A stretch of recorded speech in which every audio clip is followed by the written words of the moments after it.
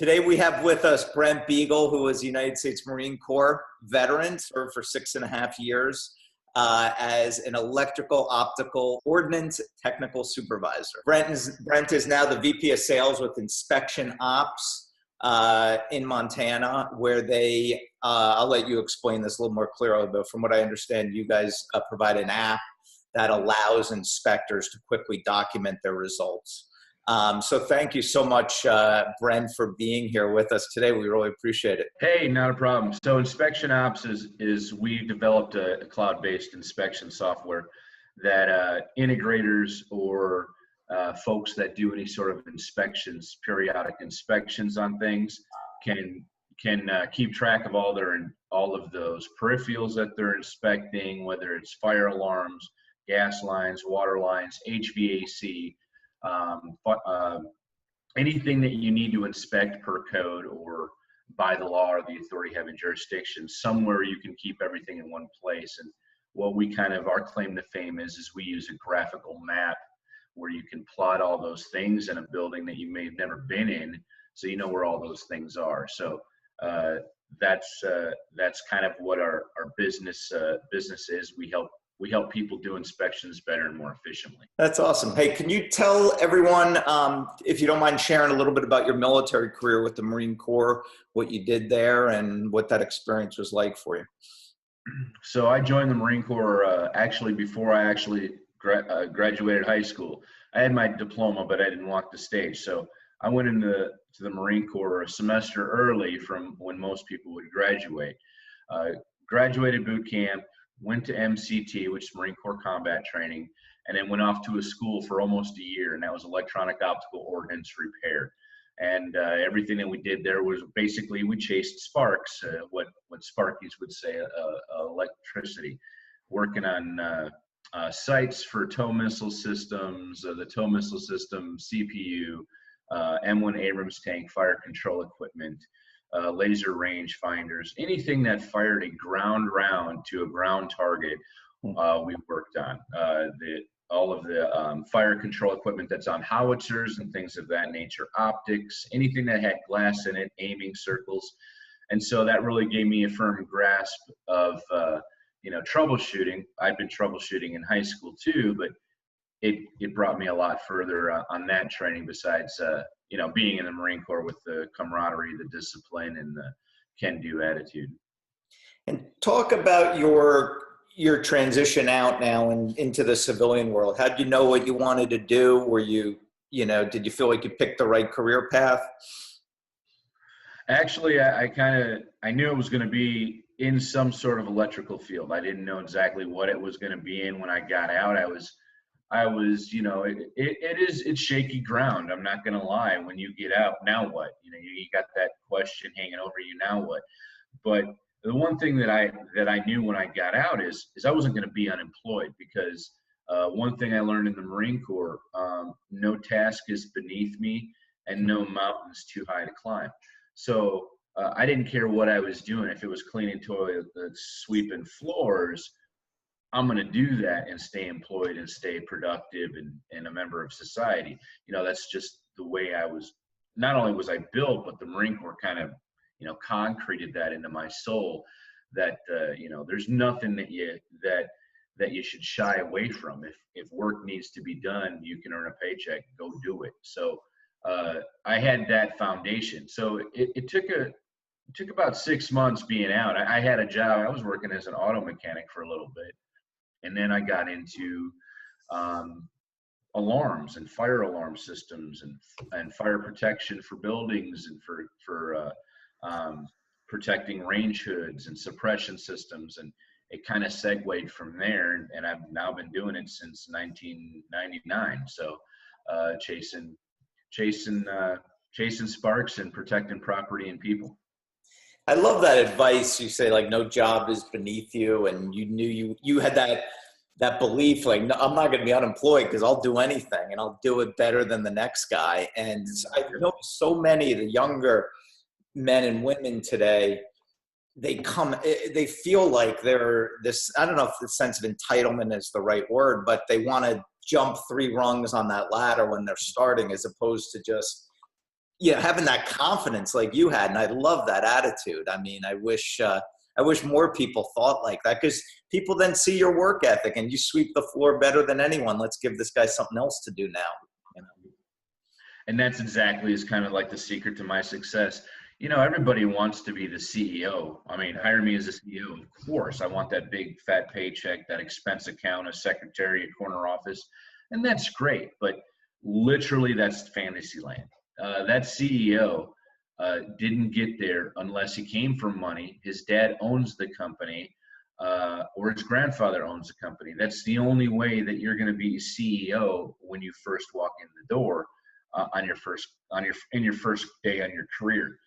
It takes work, effort, ingenuity, initiative, honesty, integrity, can-do spirit, a smile on your face, and just keep trucking along. It's all those little tasks: sweeping the floor, cleaning a toilet, cleaning the whiteboard, getting ready for a meeting, going out and getting donuts for somebody for a meeting. You know, doing the grunt work.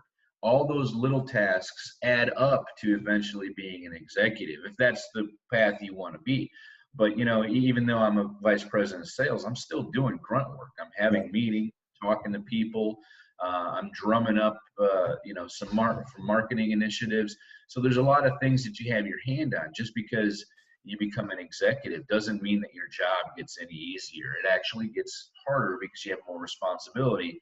And now those little tasks and all those people that may work with you or for you, all those little tasks that they have are also your responsibility. So, you know, that's why every little task that you do when you first start out is important in the future.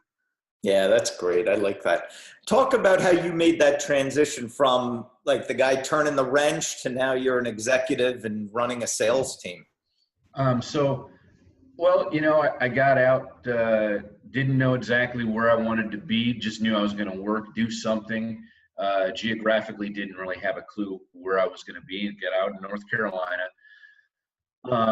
I lived a half a mile from a mechanic guy that I knew, and just said, you know, he worked on my truck, threw an exhaust up, and I just started hanging around. He said, "Hey, you want to turn wrench for a couple extra bucks?" I said, yeah, I'll do that.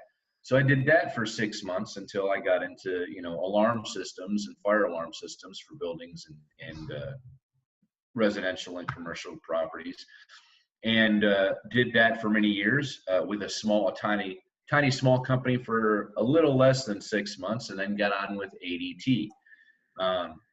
ADT when it was owned by Tyco, and it's shifted hands a lot, but most people in the security industry would understand the ADT world a little bit.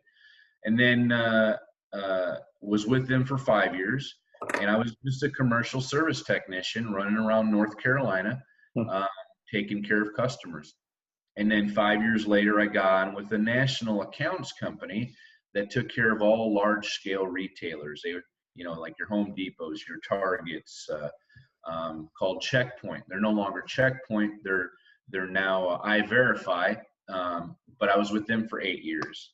And then I went with a regionally sized company and was director of operations after that, and received some certifications. One certification in the fire alarm industry is known as a NICET certification. It's kind of test what you know. You learn the NFPA code book for fire alarms. You get tested on it, and you have these many years of experience, you document a project that you did, and NICET awards you a certificate stating that we have given you a test, we've seen your work history, you are now a certified technologist by NICET. So it's a kind of like an engineering thing, but not quite. So, you know, you're a field engineer basically is kind of your claim to fame. And as director of operations, I was driving $1 million, you know, every half year in sales for this company. So a lot of different jobs. It wasn't just alarm systems. It was, you know, managing yourself, managing your own time, and then become managing other people. So it's very, very, very broad skill set, but again, the always goes back to that single task. How do you feel your military experience prepared you for the civilian world? What are some of the best things that came from that? I think the best thing that helped me is I don't quit, you know, and the Marine Corps military, the camaraderie, the brotherhood, that mountain, you know, you just don't quit. You don't have that attitude. And as long as when you decide to start anything, I don't care what it is, whether you're told to start it or whether it's of your own volition and initiative, you just don't quit. You don't have that attitude anymore. And if you develop that attitude, then you probably need to reflect on yourself a little bit and see what's going on. So that don't quit attitude is what really helped propel at least my success. I'm happy where I am in life and my career.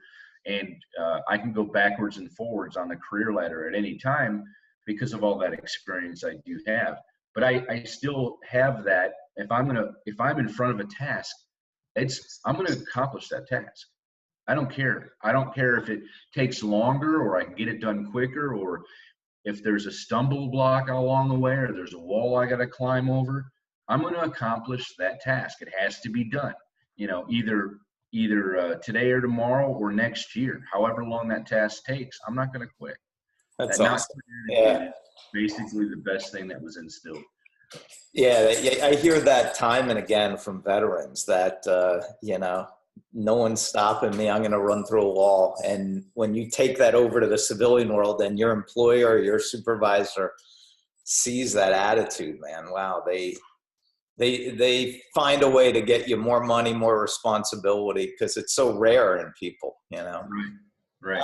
What would be, if you had to give, you know, one or two pieces of advice for young veterans coming out, just first entering the workforce, anything come to mind of what you know, to feel to help get them on their way to a good career, something they're going to enjoy?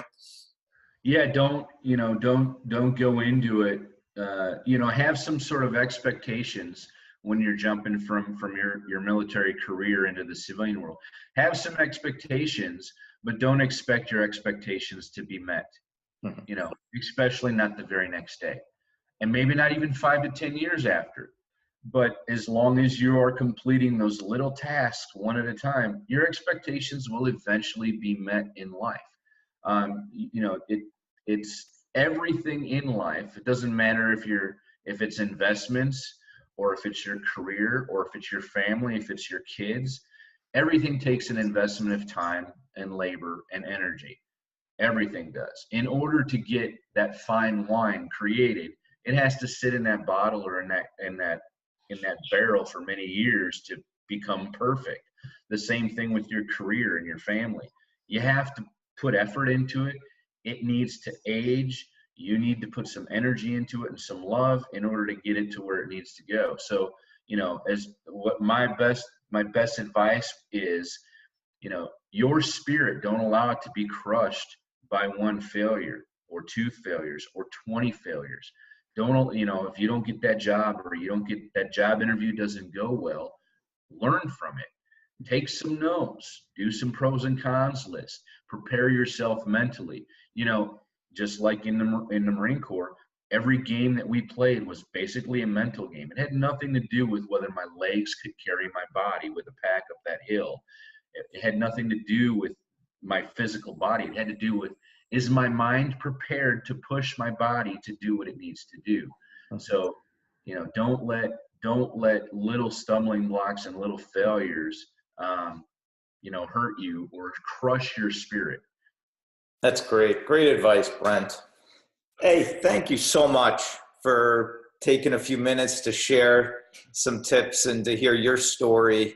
I know that it's so important for other veterans to hear this stuff and to learn from people like you who have, you know, been in the civilian world a long time and had just some great suggestions for them. So thank you for spending time with us. I appreciate it. Would it be all right if I include your LinkedIn address on there in case anyone wants to reach out to you? Sure, that'd be fine. Awesome. Hey, I'd love to help out my brothers and sisters in arms. hey, thanks again, man. I appreciate it.